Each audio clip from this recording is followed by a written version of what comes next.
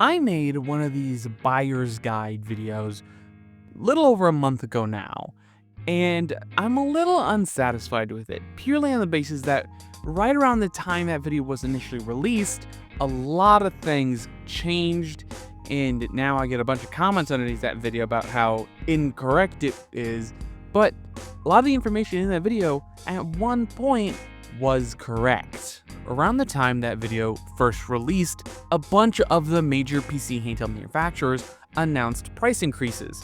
MSI, Lenovo, Asus, all the major players did this pretty much across the board, which dramatically changes some of the value that some of these handhelds had.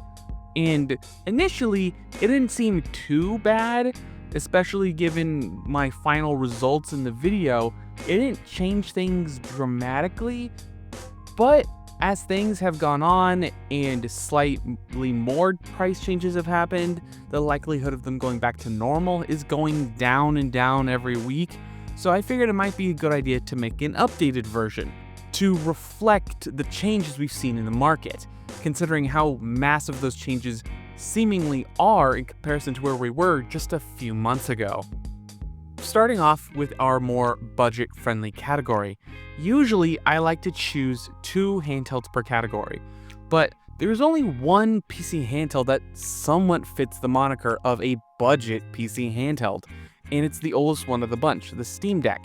In the past, I had an open box or pre-owned ROG Ally fill this void, because at the time, you were able to find them pretty decently cheap, around the $250 to upwards to $400-ish, which for an open box / used ROG Ally, depending on which model you get, obviously the Z1 non-extreme or the Z1 extreme, could be honestly go from a pretty good value to an amazing value.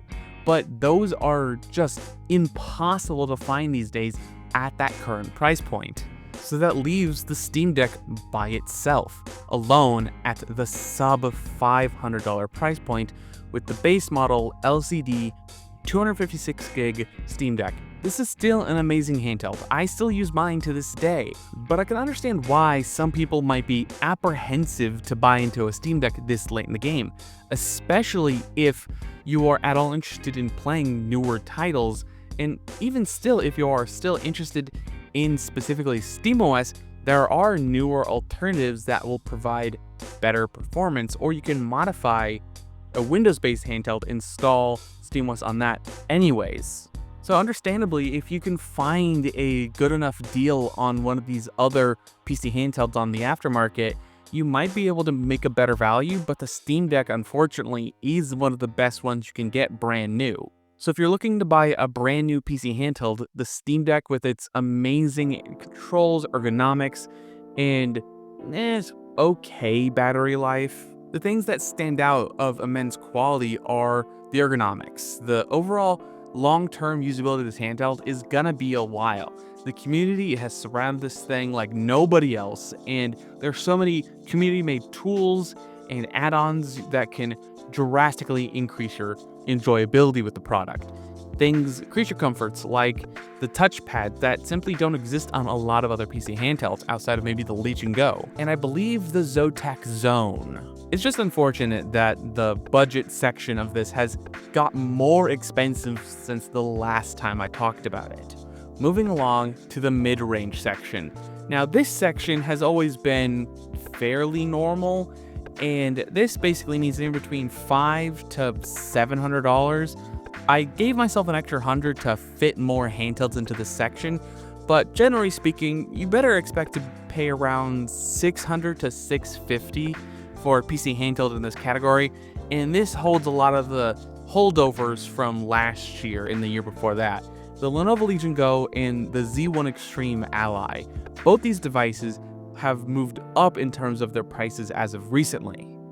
But I still think the original Legion Go offers slightly better value over the original Legion Go, because the Z1 Extreme found in the original Legion Go was just a tiny bit faster than the one found in the original Ally. You can get an original Lenovo Legion Go with 1TB of storage, Z1 Extreme obviously, and just that amazing 2560 by 1440p display for about $600. And according to Best Buy's website, you can even pick up an open box model for about $530, which is a pretty good deal all things considered. But I have people in my comment section a couple months ago leaving messages like they were able to pick one up for about $300, and that was just a couple of months ago. So clearly there has been a change in the market that is due to some of the global things that are happening. But as it currently stands, $533 for open box and $600 brand new,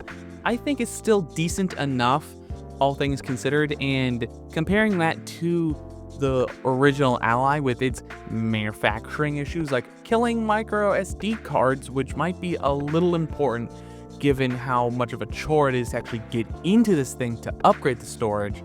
So a device that is more generally reliable and easier to get into, such as the Legion Go, would be my choice for a mid-range PC handheld as we see it today. It's also still sort of cool to see it as like a Nintendo Switch Pro in an alternate dimension, because it has the OLED style kickstand and detachable controllers.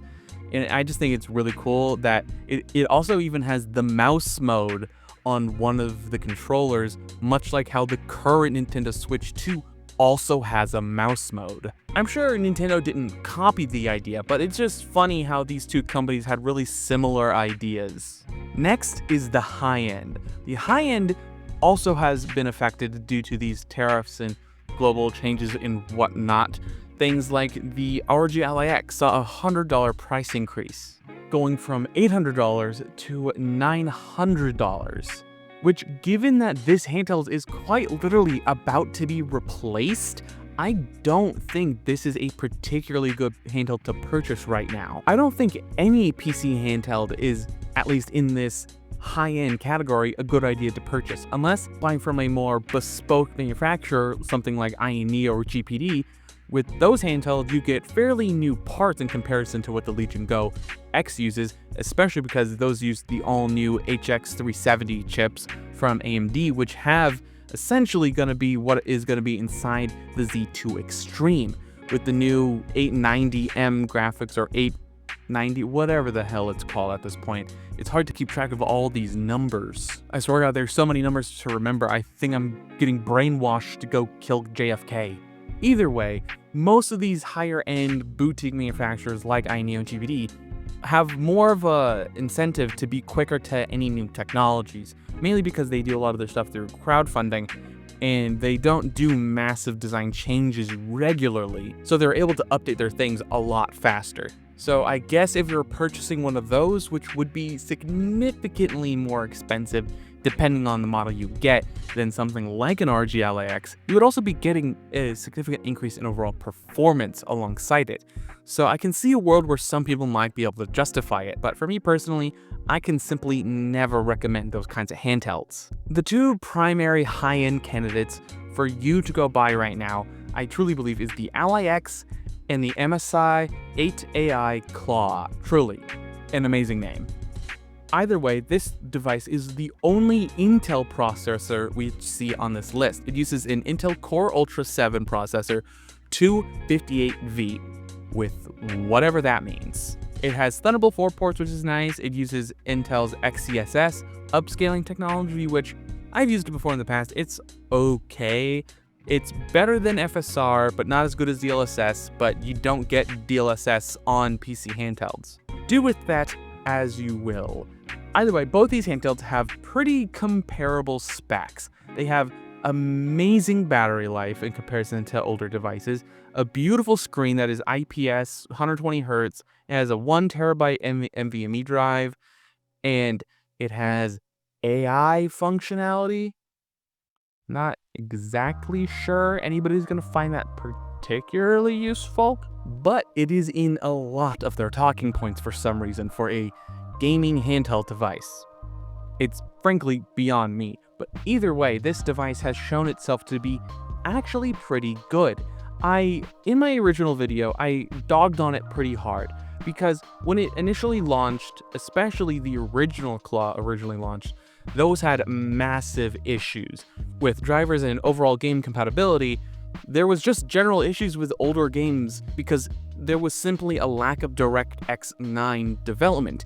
Because one of the major benefits that we don't really think of with NVIDIA and AMD is that they have this huge back catalog of development that they've done optimizing their cards and drivers for these older game engines and gaming technologies that get carried over to the next generation. And that's something that really Intel hasn't had to really think about ever. Intel essentially starting from scratch made a lot of these issues that we never really thought about before become very much apparent. And nowadays, those issues are dramatically reduced. There might be edge cases here and there that you might come across, but broadly speaking, it is a very stable, if not a little weird, of an experience. It's really just pick your poison, the red pill or the blue pill. In this instance, AMD or Intel. And some of you might be thinking, but Jacob, why didn't you talk about the Legion Go S? Well, that device fits very similar categories as some of the mid-range handhelds, but the main difference is that one comes pre-installed with SteamOS. And in terms of performance, sure, in SteamOS it performs quite a bit better than did Windows, but it's still not a Z1 Extreme by any means, so you're better off just getting one of the AMD handhelds with a Z1 Extreme in it, i.e. the original Legion Go, and just installing SteamOS on that, and that's just a better experience. My argument is if you're looking to buy a high-end handheld, wait.